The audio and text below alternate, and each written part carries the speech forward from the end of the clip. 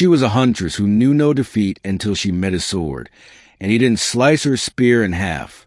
They said she was the finest huntress of the Mokai range.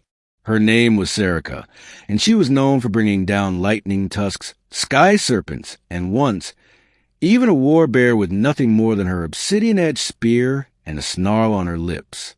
No man or beast had ever stood against her and remained whole. That was until she met him. The humans came from the south, strange and soft-spoken, carrying odd armor and stories of fire that came from tubes. Most of them were useless in the wilds. But not him. They called him Calder.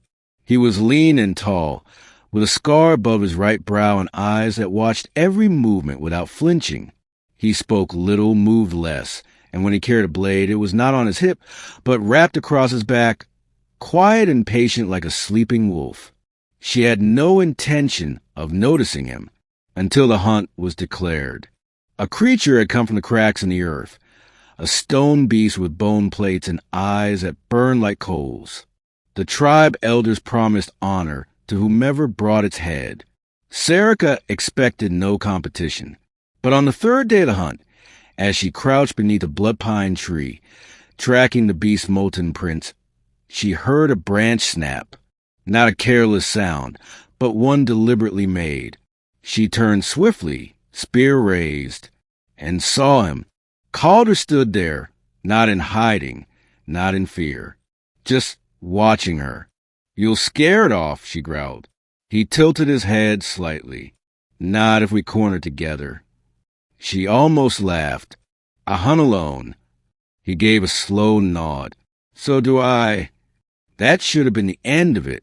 She should have turned and vanished into the mist, left behind like a stone in the river. But instead she asked, "Why are you here?" "Same as you," he replied, "to see if it can bleed." Something about the way he said it made her pause, so she didn't chase him off. They followed the prince together in silence. She watched the way he moved, quiet, efficient, purposeful. He did not waste breath, did not speak unless spoken to. And once, when a frost wolf leapt from the brush, Calder's hand went to his sword, and in a blur of silver, it was over. The wolf's body fell in two clean halves. Serika glanced at his blade afterward. "Sharp," she muttered. He looked at her. "It doesn't need to be. Just honest." She frowned. "Swords lie all the time. Only if you use them to." That was the moment she started watching him differently. They tracked the beast for 2 more days. It was larger than expected. Part mountain, part nightmare, its skin shedding stone with every movement. It left gashes in the land, steaming and cracked. Serika would have gone in alone, but Calder never stepped back, even when she warned him. On the night before the final hunt, as they rested in a hollow beneath the stars, Serika asked, "Why do you really hunt?"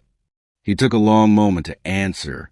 "Because I failed once," he said, "and I don't want again." "What did you fail?" He turned his face away from the firelight. "Someone I was meant to protect." She didn't press. She simply understood. The next day, they found the beast in the canyon, feasting on the roots of the lava trees. Serika led. Calder followed. They struck together. Her spear was a blur of obsidian and fury, driving into gaps between the beast's plates.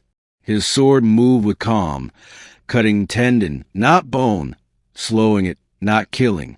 But the beast fought back. It roared, and fire burst from its maw.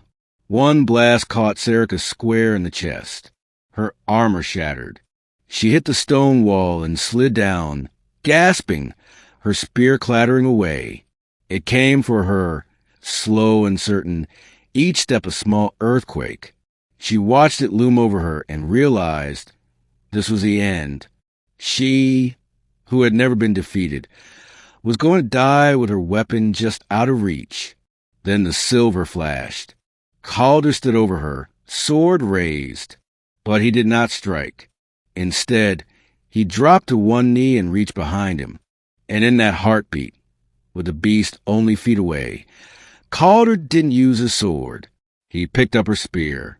He turned and hurled it with a cry she had never heard from him before. Raw, primal, human. The obsidian spear sang as it flew. It struck the beast in the eye, and for the first time, it screamed in pain. Calder stood still, watching, as it toppled backward and collapsed in a rain of stone and steam. He didn't move. Only when the silence settled did he speak. "I didn't slice your spear," he said softly, "because some things are sacred." She coughed and winced. "You used it better than I could have." "No," he said, finally turning toward her. "I only carried it to its target. You were always the point." And for the first time in her life, Serika didn't know what to say. When they returned to the tribe, side by side, dragging the beast's skull behind them, people cheered. They asked who struck the final blow. Calder said she did. Serika said nothing. But at night, beneath the moons, she found him sharpening his blade beside the river. "You didn't have to use my spear," she said. He looked up. "I didn't want to disrespect it." She narrowed her eyes. Most men would have taken the credit. He met her gaze. "I'm not most men." She took a step forward. "I never lost a fight before. I never wanted to win one like this before." And in the quiet space between them, something shifted. No clash of blades. No roar of beasts. Just the calm certainty of a bond forged not in fire. But in the moment, one warrior chose another's weapon over his own. That night, Serika lay her spear at Calder's side, not in surrender, but in trust. And when he laid his sword beside hers, edges not touching but close enough to feel each other's warmth, she understood. Victory wasn't just about slaying beasts. Sometimes it was knowing when not to strike. And that, perhaps, was a lesson she had hunted her whole life to find.